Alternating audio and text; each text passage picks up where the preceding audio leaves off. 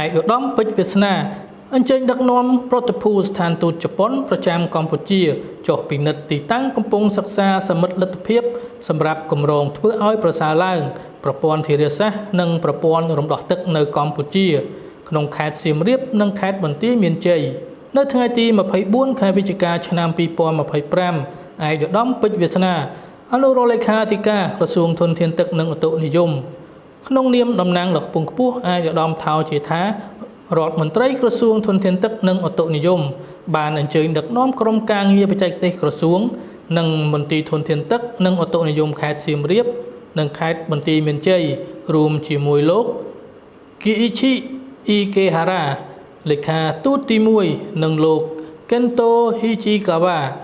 លេខាទូតទី2នៃស្ថានទូតជប៉ុនប្រចាំកម្ពុជា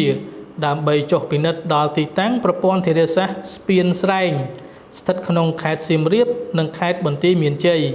ដែលកុងស៊ុលតង់នៃទីភ្នាក់ងារសហប្រតិបត្តិការអន្តរជាតិនៃប្រទេសជប៉ុនចៃកាកំពុងសិក្សាសមិទ្ធលទ្ធភាពគម្រោងថ្មីសម្រាប់គម្រោងធ្វើឲ្យប្រសើរឡើងប្រព័ន្ធធារាសាស្ត្រនិងប្រព័ន្ធរំដោះទឹកនៅកម្ពុជា